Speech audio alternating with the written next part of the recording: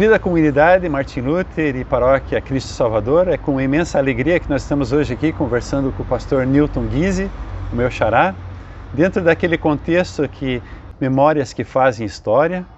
E como todos sabem, né, acho que já divulgamos amplamente, esse ano é o ano que comemoramos 45 anos, ou seja, em dezembro é um marco. Então, nessa trajetória que a gente tem conversado, e agradecemos imensamente o pastor Guise, que se dedicou esse tempo, nesse lugar tão gostoso, do qual tenho também memórias muito agradáveis aqui na igrejinha do centro. Então, bem-vindo aqui, obrigado. Obrigado a você, Newton, pelo convite de participar desse momento tão importante para a comunidade, e também é uma alegria saudar a todos os membros da comunidade. A comunidade Martin Luther sempre esteve muito presente no coração meu e também da Rose e da Gabriela. Muito obrigado por participar desse momento. Não, é uma alegria imensa aqui. E nesse sentido a gente queria conversar contigo um pouco, né? E uma primeira questão que veio assim, puxa, talvez a gente não tenha conversado, mesmo muitos membros não saibam, como é que foi o chamado para a comunidade Martin Luther? Como é que foi assim aquela, puxa, vou me inscrever, eu vou me candidatar, eu nem sei como é que foi, se foi convite. Conta para nós assim como é que foi a chegada na comunidade e na paróquia. Bom, eu estava trabalhando na comunidade Ibirama, em Santa Catarina. Sim. E aí surgiu a questão de uns desafios, principalmente com o que tinha com relação aos novos meios de comunicação. A internet, e-mail, essas coisas estavam começando naquele tempo, e eu tinha me envolvido um pouco nisso. Eu acho que eu fui o primeiro pastor a ter um e-mail na ISLB, né? Foi uma coisa assim, e é engraçado, né, quando você é o único que tem e-mail, para quem você vai enviar um e-mail? Não tem ninguém para enviar. Então foi uma das coisas, e a igreja um pouco me desafiou lá em Ibirama também. Eu fiz até um curso na Alemanha sobre essa questão dos novos, do espaço que a igreja tem nos novos meios de comunicação como a internet. E isso foi em 2001, e eu recém tinha voltado da Alemanha em 2001, fiquei 3 meses, e aí eu cheguei em junho, e depois em setembro já foi aquele das Torres Gêmeas e tudo aquilo, né? Então, aí o desafio era, Ibirama era uma comunidade, vamos dizer assim, bastante de interior, a maior parte lá são luteranos na cidade, mas não tinha muito recurso de internet. E aí apareceu a possibilidade de Curitiba. E Curitiba também tinha um outro fator, é que a Gabriela, nossa filha, estava entrando no ensino médio, né? E Ibirama, vamos dizer, tinha suas limitações nesse sentido, para depois pensar em faculdade e tudo isso. E aqui já seria então um pouco melhor. E aí o pastor Brunken, naquele tempo, eu liguei para ele, eu disse, eu fiquei sabendo que tem uma vaga ali, o que o senhor acha? Não, se candidata, vamos ver. Aí eu me candidatei, né? E fui então muito bem recebido pela comunidade, fiz o culto de apresentação, e uns dias depois então veio a resposta que a gente poderia começar a preparar as malas e vir para Curitiba. Sim, pô, que momento gostoso, assim, né? Nesse momento eu não estava no Brasil, nós, a família, estávamos morando fora, mas quando voltamos, a minha filha mais velha, principalmente, a Pauline, né, junto com a sua filha, com a Gabi, daí a Ana e outras coisas, na juventude, assim, já fizeram um grupinho. Então, creio que tenha sido relativamente fácil a adaptação da família na comunidade. Sim, foi muito bom, nesse sentido também, né? Porque a receptividade dos membros, dos jovens, dos grupos na comunidade, foi algo assim, de a gente se impressionar, né? Porque às vezes a gente dizia assim, mas Curitiba, o pessoal é mais fechado, o pessoal é mais trancado, o pessoal não é muito... Mas isso é um pouco de visão de quem é de fora e quem não chega perto. Quando a gente chega perto, né, e aí ganha a confiança das pessoas, aí as portas estão abertas, né, e a comunidade também está bastante aberta, né? Então nos conta, nesse chegar mais próximo, se sentir assim, acolhido, né, dentro desse contexto, como é que foi a vida comunitária? Como é que, quais foram as principais assim, coisas que te chamaram a atenção? Puxa, essa comunidade é diferente aqui, ou puxa, que é legal aqui. Como é que foi essa caminhada nesses 3 anos junto com a Martin Luther e a Paróquia Cristo Salvador? Pois é, eu já tinha tido algumas experiências de pastoral de igreja na cidade. Ibirama foi uma exceção nesse sentido, porque era uma cidade menor, mas era uma comunidade muito grande.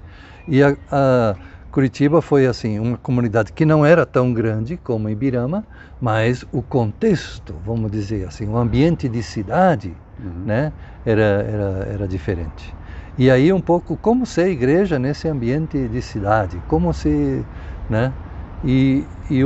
Nesse sentido foi um desafio para mim também, né, de conhecer, de como tornar uma comunidade, vamos dizer assim, participativa, dinâmica, num ambiente onde tem muitas outras opções.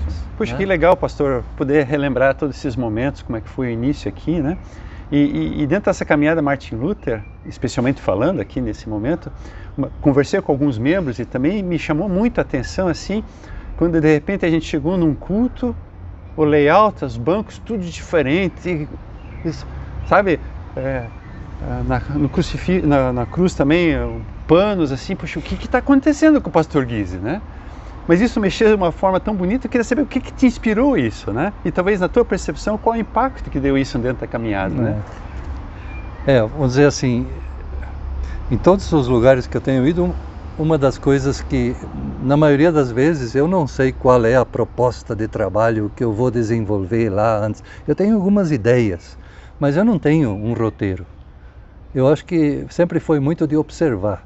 E a comunidade Martin Luther foi muito assim, uma comunidade dinâmica, que já tinha alguns grupos de famílias, de casais que se reuniam, né? Mas eu via assim, e também via um contexto lá da comunidade, em volta da comunidade, não tinha muitos membros morando lá perto, não sei se hoje já tem, mas no fundo da comunidade tinha o Bosque Martim Lutero, né? Que no começo a gente fazia até almoço, festa lá, mas aí o pessoal depois disse, não dá mais para fazer lá, porque realmente era tinha muita seringa, era um lugar um pouco perigoso para as crianças brincar, né? Infelizmente isso é verdade. Né? Então aí se deixou um pouco, mas como ser comunidade, como ser igreja, lá no contexto, então, da Boa Vista e do Bacaxeri. E aí uma das coisas foi, assim, de a gente abrir a visão da comunidade, que igreja não é um entretenimento para domingo somente, né? E quando a gente tinha os encontros de casais, também que a Bíblia não fosse só uma leitura para ocupar uma parte do tempo, né? Eu sempre acho que a Bíblia não é um livro de entretenimento. Quem vai ler a Bíblia como ler qualquer... Melhor ler outro livro, né? A Bíblia não é um livro de entretenimento. A Bíblia é um livro para a vida da gente, né? E então esse diálogo, texto bíblico com a vida, né? Esse deveria ser importante. E aí, uma das coisas foi, as coisas estão bastante assim, organizadas, né? Mas como mexer um pouco com as pessoas, como fazer as pessoas se surpreender para ter algum tipo de reação quando chega à igreja. Aí eu acho que cada semana a gente mexia naqueles bancos lá na igreja, né? Fazia redondo, fazia quadrado, losango, né? Fazia de todo tipo, né? Aí às vezes tampava a cruz, outras vezes, né? Aí o pessoal dizia, mas por que a cruz está tampada? E a gente falava, mas a cruz é importante? Por que a cruz é importante? Né? Porque tinha outras igrejas que já estavam tirando a cruz do altar. Então a gente às vezes fazia assim uma coisa para provocar, para realçar, para fazer com que a comunidade se afirmasse naquela posição, né? E isso foi um pouco assim, muito bonito naquele tempo. Claro, tinha gente que chegava e dizia assim, né? Eu lembro o seu Glitz. Arno Glitz, o senhor Arno Glitz, né? O senhor Glitz entrava na igreja, aí ele entrava, olhava, dizia, parece o parlamento da Inglaterra, né? Porque todo mundo senta em volta e, né? E o altar estava no meio, né? Mas eu sempre vi assim que a comunidade ela se deixava, vamos dizer assim, ela se deixava questionar.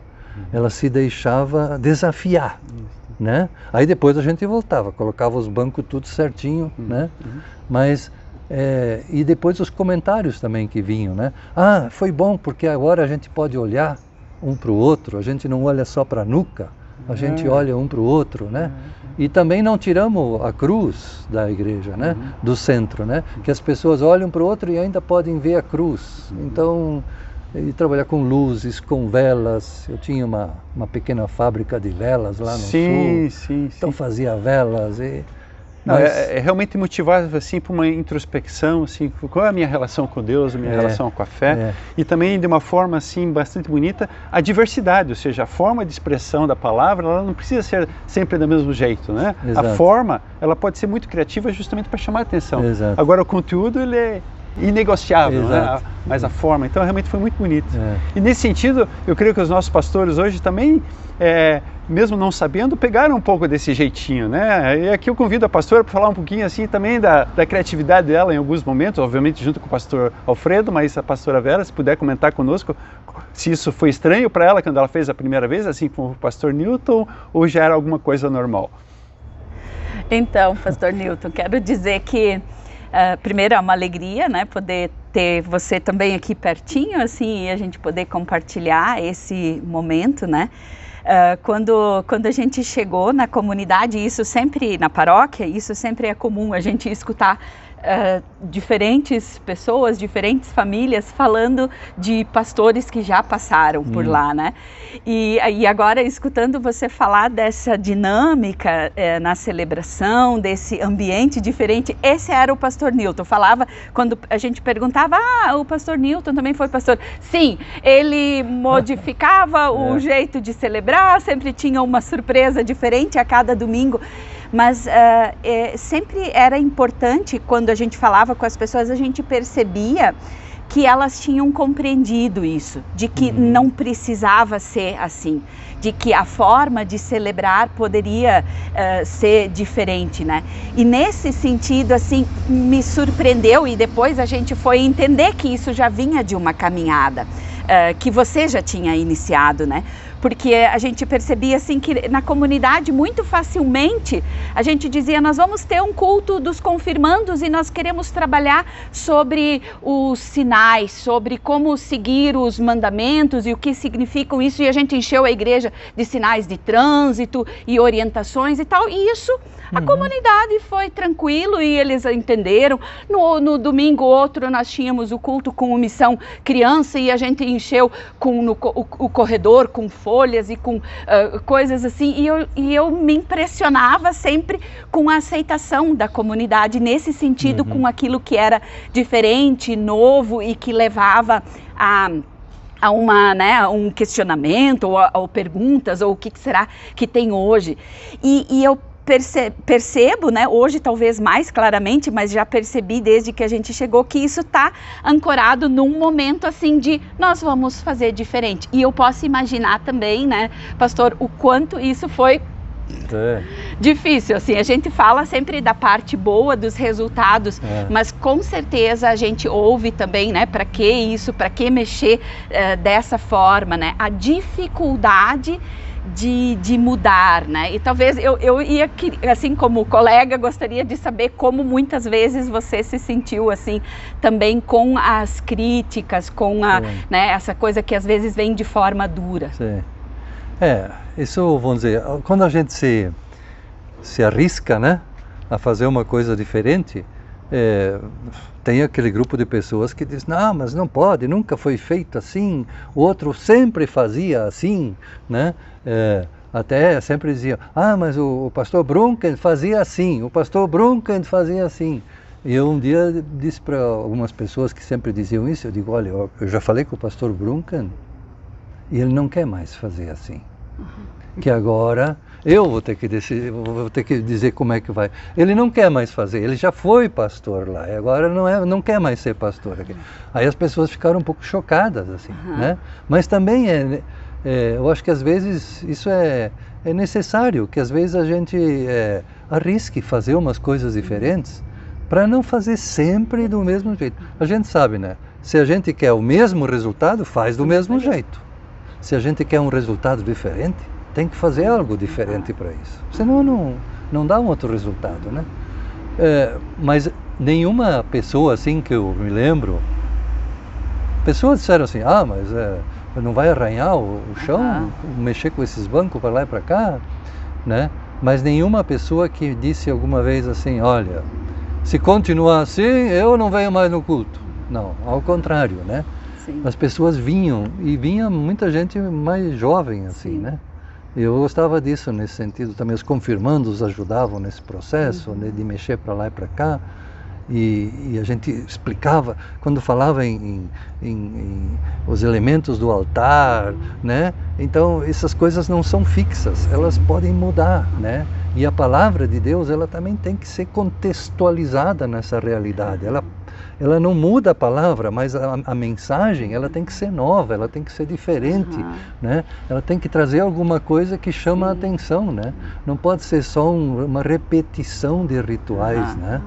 Então, nesse sentido, batismos que a gente fazia o ritual, certo? Mas sempre tinha alguma coisa que alguém sugeria, disse, vamos tentar, né?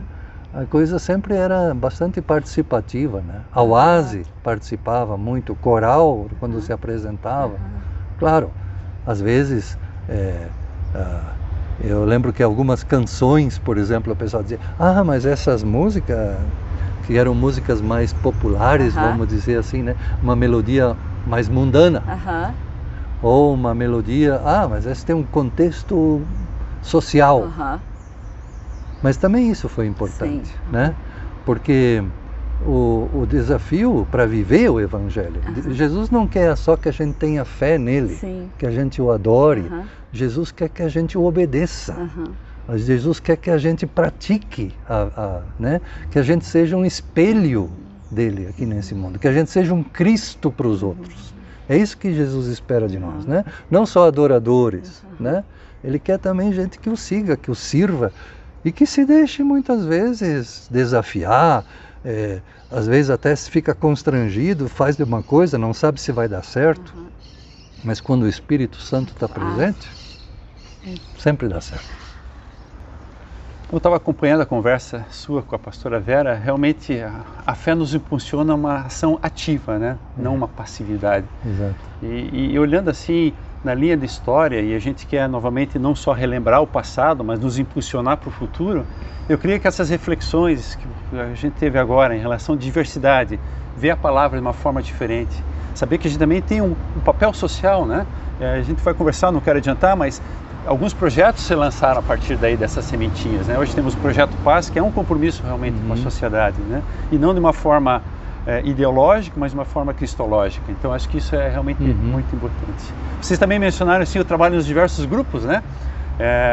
E eu tenho um carinho muito especial por todos os grupos, mas por os jovens muito maior, né? E na época a Paulina então era adolescente, o Renato fazia ensino formatório. E uma vez o pastor Guise me ligou puxando a orelha, porque meu filho já não estava indo com a frequência que deveria ir no ensino formatório, né?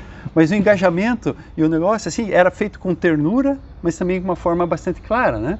Então, eu acho que tem várias marcas que você deixou lá na comunidade, muito lindas, e em relação a esses pequenos grupos, né? Não falo pequenos em termos de tamanho, mas o que te mais chamou a atenção, assim, nesse trabalho com os grupos? Pois olha, eu acho que essa experiência que tem na comunidade Martin Luther, de durante a semana ter diferentes grupos que se reúnem às noites, grupos de casais como eram, isso acho que deu uma dinamicidade especial para essa comunidade, né? Em termos de participação dos cultos, né? A participação era ativa nas festas da comunidade, um grupo assumia isso, outro grupo assumia aquilo. Então essa dinamicidade nunca fez com que a comunidade fosse de repente alguma comunidade que dissesse assim, mas tem pouca gente vindo nos cultos, né? Ao contrário, né? Sempre tinha bastante gente vindo nos cultos, né? Mas não só participavam, lá sentavam, mas eles participavam de alguma maneira de algum grupo da comunidade. Isso eu acho que é uma coisa muito importante quando se fala em pastoral urbana. Não é só o culto no domingo, né, que é importante, mas Ser pastor na cidade significa estar disposto a, às vezes, não ter quase nenhuma noite em casa. Pelo menos antes das 10 da noite você não chega em casa, porque você está em algum grupo nesse sentido, né? E às vezes até administrar porque às vezes um grupo aí entra um pouco em choque com o outro, né? A gente sabe como isso é na comunidade, tem que saber administrar essas dificuldades também que tem às vezes quando se tem diferentes grupos, né? E eu creio que também assim o envolvimento dos leigos também, né, dentro do trabalho, algo que você fomentou. E se eu fizer uma ênfase especial, se eu lembro bem, no ensino de formatório também tinha alguém ajudava você? Quem era que ajudava? Sim, no ensino confirmatório a Sinara me ajudava, né? Ela ajudava bastante nesse sentido. E também a Isa Belotto, isso que também ajudava bastante, né? A Isa Belotto, sempre disposta naquele tempo. Quando, né, às vezes eu saía ou coisa assim, ou mesmo às vezes eu estava lá, mas ela queria seguir um tema que ela tinha começado na semana anterior, ela continuava.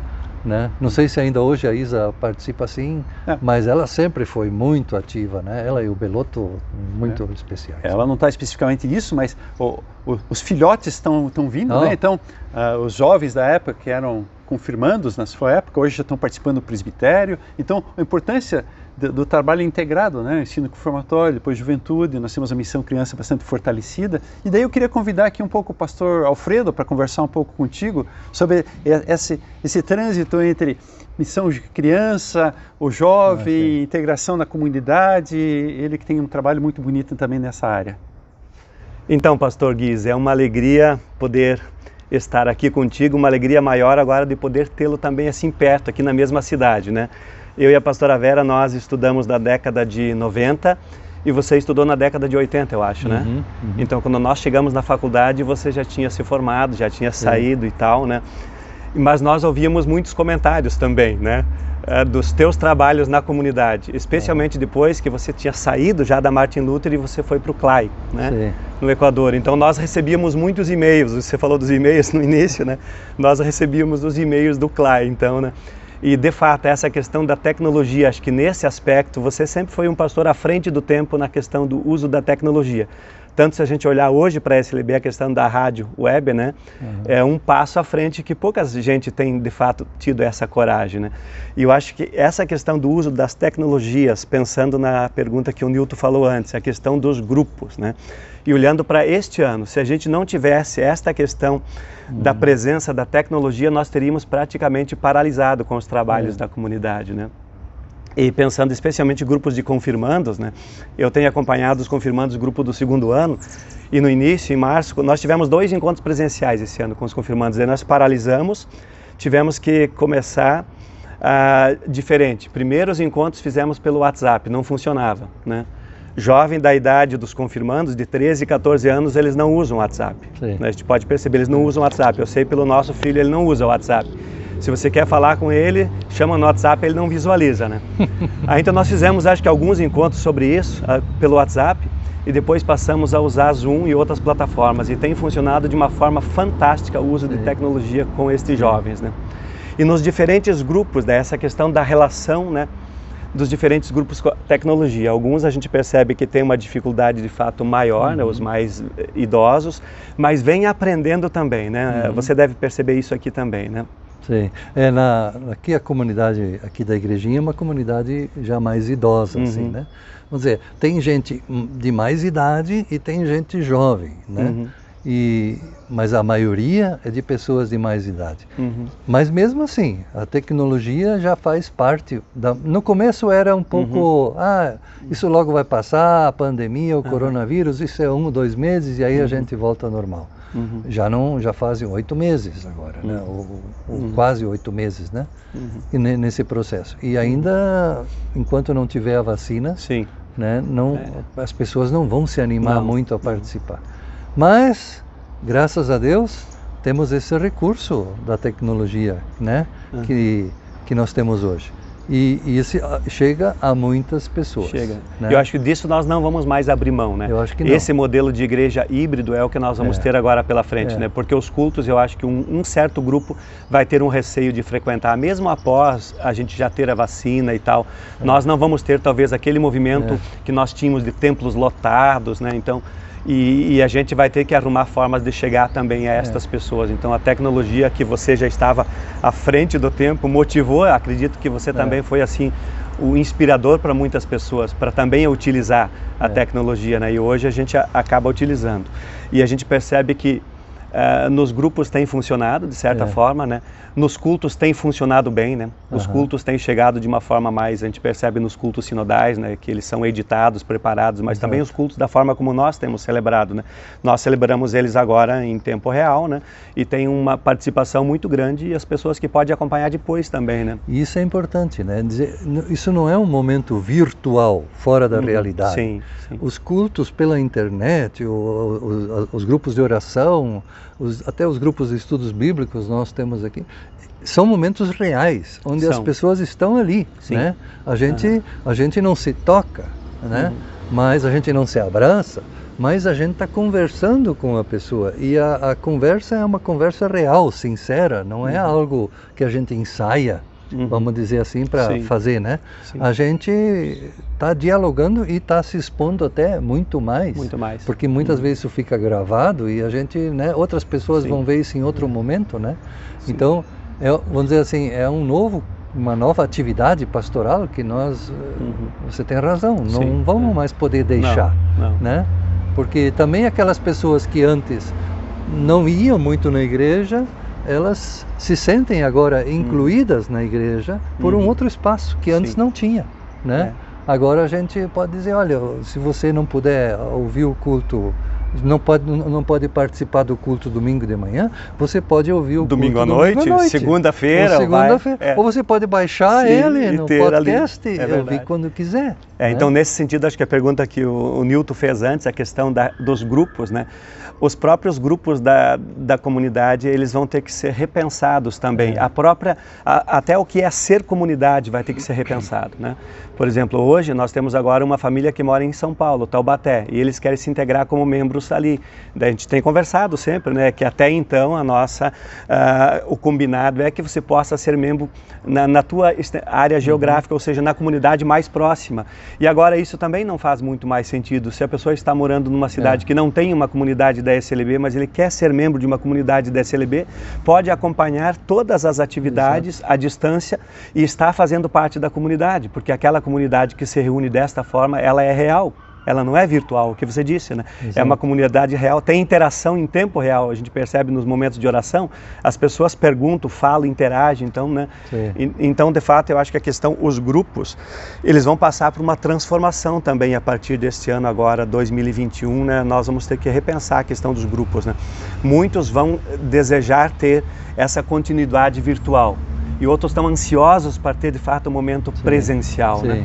E os grupos são de fundamental importância para a comunidade. Pensando na Martin Luther, você então já citou antes, né? Olhando hoje, nós tivemos na última semana a eleição do novo presbitério da Martin Luther. Ao total são perto de 30 pessoas, eu acho, né? Mais ou menos. Dessas 30 pessoas, talvez uma ou duas não estão vinculadas a nenhum grupo. As demais todas estão em algum grupo. Então, o grupo também é importante na questão da formação da liderança, onde a pessoa se capacita e se prepara para servir melhor, né? Então, acho que os grupos, a gente precisa motivar que eles continuem existindo e mais, cada vez mais. Especialmente igreja em contextos urbanos, se a igreja ficar só de final de semana, de fato, ela é muito pouco e agrega muito poucas pessoas. O grupo é um espaço que pode agregar mais, então, né? Pegando um gancho no diálogo seu com o pastor Alfredo, realmente esse ano 2020 nos está trazendo algumas lições e eu ratifico 100% o que foi comentado, sempre um passo à frente, né, pastor Nilton, em relação à TV e assim por diante. E nesse aspecto, se a gente fosse dar uma mensagem, se você pudesse dar uma mensagem, e agora é a oportunidade para a comunidade Martin Luther e para a paróquia Cristo Salvador, qual seria, assim, a sua palavra para nós nesse momento que estamos passando e também olhando um pouco para o futuro? Eu acho que nós todos estamos ansiosos por voltar às atividades presenciais, né? Mas eu acho que é um bom momento, depois desse tempo em que nós ficamos tanto tempo em casa, em todas as nossas comunidades, é nos perguntar assim, que tipo de comunidade nós queremos ser daqui para frente, que desafios Deus tem para nós no futuro, né? E a gente só vai conseguir saber, entender esses desafios se a gente se abrir, se a gente não quiser repetir sempre as mesmas coisas, mas se a gente num momento novo também poder dizer para Deus, Deus, qual é o caminho, né? Por onde tu queres que nós caminhemos como comunidade? E eu tenho tido inúmeras experiências em todas as comunidades que eu passei, que quando a gente se dispõe a estar aberto, a aprender, a enxergar, eu sempre achei que Rubem Alves foi um pastor presbiteriano, ele dizia, as pessoas não gostam, não amam muito quem fala bonito. Pode falar bonito, mas as pessoas não amam quem fala bonito. As pessoas amam quem escuta bonito. Então quem presta atenção, sabe? Não é aquele que tem a resposta para tudo, que já sabe tudo, que quer guiar todo mundo e só tem a opinião dele que vale, né? Não, né? Esse não é o caminho, né? O caminho é escutar, olhar em volta, olhar a realidade, observar, né? Ela. E observar quais são os desafios que tem aqui. Aqui na igrejinha, quem conhece a igrejinha dentro no altar, a esposa do pastor Karl Frank, a Elizabeth, era pintora. E ela pintou um Jesus que está atrás no altar. E quando eu entrei na igreja, eu olhei para o altar e o Jesus não estava olhando para mim. Esse Jesus não está olhando para a comunidade. Ele está olhando para o lado. E na verdade ele está olhando para Jerusalém, com aquele texto de Lucas capítulo 19, que Jesus olha para Jerusalém e lamenta, né, que é uma cidade que deveria ser uma cidade de paz e não é de paz, né, onde muitos profetas que tentaram mostrar que Deus tem uma mensagem diferente e esses profetas foram até mortos. Então Jesus olha para essa realidade, provavelmente vê também as injustiças nessa cidade, as contradições, né? E Jesus no final chora, né? E é uma das duas vezes que Jesus chora, né? Uma outra vez ele chora diante da dor de Marta e Maria, quando recebem a notícia, quando elas falam da morte do irmão Lázaro, né? E Jesus vai no túmulo e chora. Aqui Jesus chora por uma cidade, por uma realidade. Aí eu fiquei pensando, Jesus, essa pintura, eu acho, é uma prédica que a esposa do pastor Karl Frank deixou, ainda hoje, e é um desafio permanente, né? Jesus está aqui no meio de nós, né? Ele está aqui nessa comunidade, ele está presente nessa igreja, mas ele não se conforma apenas em olhar para nós. Ele olha para fora e nos desafia a olhar para o que está em volta da comunidade aqui, da igrejinha aqui no centro de Curitiba. E aí nós começamos a olhar, né? O que tem em volta. E aí, se você vai de noite aqui, você vai encontrar muitas pessoas dormindo nas marquises, né? Então, esse trabalho diaconal que nós temos aqui, que surgiu nesse tempo da pandemia, de cozinhar para as pessoas moradoras de rua, não é algo que eu trouxe, vamos dizer assim, de outro lugar, e que eu quero dizer, lá em Curitiba eu quero fazer isso. Surgiu. Não, surgiu aqui. Surgiu quando a gente observa, quando a gente escuta, né? Quando olha ao lado. Aí o Espírito Santo fala, né? E se a gente aí tem coragem de ouvir, né? Logo a gente pensa assim, mas eu vou fazer isso sozinho? Num tempo de pandemia? Numa comunidade que a gente não se reúne? Com quem eu vou fazer isso? Eu não conheço ninguém, eu estou chegando aqui nessa comunidade, com quem eu vou fazer? né? Será que eu vou fazer uma vez e no sábado seguinte já não vou ter nada para fazer? Não, nós temos desde o mês de maio, começo de maio que nós começamos esse trabalho, até hoje nunca faltou comida, ao contrário, conseguimos mais de 20 cestas básicas que nós entregamos para o Moriá, para outras tantas, para o Serene, porque voluntários não faltam também. Comida, já tinha comida, muita comida, não só para nós, né? Então, vamos dizer, quando a gente se dispõe a dividir, o azeite não falta, nem a farinha não falta. Quando se divide, na realidade se multiplica, né? E olhar isso como um desafio, né? Hoje, às vezes, as pessoas dizem, mas hoje o mundo, as pessoas se criticam muito entre si. E eu acho que todos nós precisamos de ser carregados um para o outro, um pelo outro, em oração, mesmo que eu não entenda, né? Como muita gente não entendeu, de repente, ou algumas pessoas não entenderam, por que esse pastor toda hora está mudando os bancos de lugar? Eu sempre sentava naquele terceiro banco, agora eu já nem sei mais qual é o terceiro banco, porque está tudo, né? Mas elas se deixaram desafiar. Eu acho que nós, pastores, pastoras, ministros, ministras, membros da comunidade, nós temos que não perder de foco que nós temos um centro, que é a cruz, esse Cristo. A maneira como nós seguimos esse Cristo é diferente de contexto para contexto e às vezes é diferente de pessoa para pessoa. Mas antes de criticar ou de condenar ou coisa assim, você tá seguindo esse Cristo. Por que você está fazendo isso? Eu estou fazendo isso porque eu sinto que isso é o que Deus espera de mim fazer aqui. Mas trate de argumentar. Como é que você justifica? Né? Mas é a minha leitura com a minha relação com Deus que faz com que isso é verdade. E às vezes aí a gente pode se deixar até convencer pela outra pessoa, dizer, não é a maneira como eu faria, mas é uma maneira que Deus está fazendo através dele. Ótimo, né?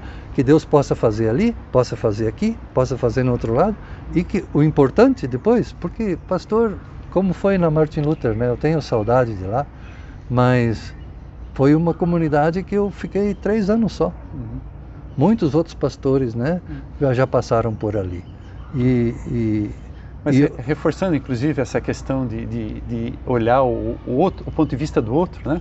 A gente teve uma conversa digital, não precisamos nem entrar no mérito, mas isso me fez refletir muito, assim, por que ele pensa desse jeito, né? Então, realmente, olhar para o outro, olhar para si também, poder ver assim. Muito obrigado, pastor Newton. Obrigado a vocês. É um prazer imenso estar aqui. Eu queria, em nome do presbitério, agradecer esse momento, dessa mensagem e essa ilustração e essa mini prédica que você colocou agora, obviamente vai fazer com que todos nós reflitamos. Também deixo espaço aqui para o pastor Alfredo e a pastora Vera também dar uma mensagem final de agradecimento e espero lhe ver e poder abraçar logo. Obrigado. Pastor Newton, eu fico feliz que você citou o Rubem Alves, e Rubem Alves dizia que é urgente fazermos um curso de escutatória, né? E esse curso de escutatória, conforme você falou, isso é muito mais do que escutar outra pessoa, prestar atenção no que a outra pessoa está falando, mas tentar escutar a realidade, ver o que o mundo está gritando, o que as ruas estão gritando, né? Ter ouvidos atentos a isso. Acho que isso, a igreja que não tem essa capacidade de escutar a realidade, escutar o mundo, ela perde a sua razão de ser. E nesse sentido também eu admiro também esse seu viés ecumênico, né? De pensar, de relacionar-se com as outras igrejas. Eu faço parte do movimento ecumênico de Curitiba e vejo que não tem como ser igreja cristã sem ser igreja ecumênica. A gente caminha né? Não caminha em contradição aos outros. Ainda que as formas de acreditar, de pensar, de pregar sejam às vezes muito diferentes, o propósito é o mesmo, né? Levar o evangelho às pessoas. Esse evangelho que transforma e que de fato muda a realidade, né? Que possamos continuar escutando e escutando bem. Muito bem. Muito obrigado pela possibilidade, né? Eu acho que o evangelho ele transforma a mim para que eu transforme a realidade, né? Às vezes o evangelho não transforma diretamente a realidade, ele precisa das minhas mãos, dos meus pés, do meu empenho, do empenho de todos nós da comunidade, né? Então, é uma coisa bonita, vocês têm uma linda comunidade, né? Muito bacana, e espero que Deus continue abençoando vocês assim, com muita criatividade no ministério, como tem feito até agora também. Obrigado.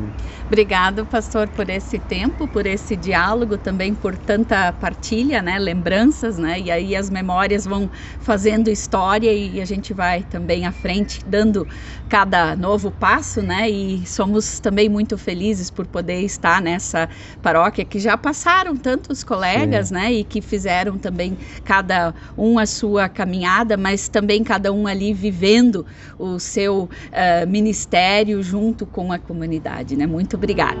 Obrigado.